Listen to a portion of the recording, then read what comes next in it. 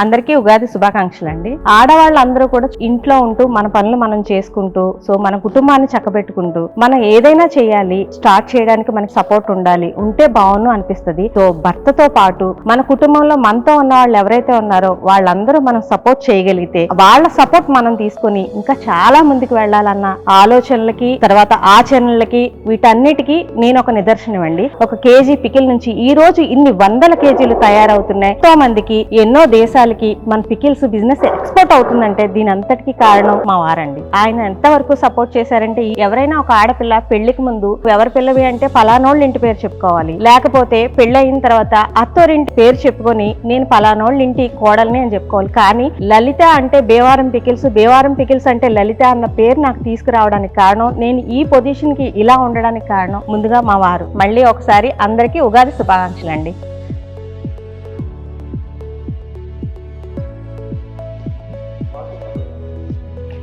నానా ఈ పచ్చడి కూడా మనం అతి త్వరలో. Thank you.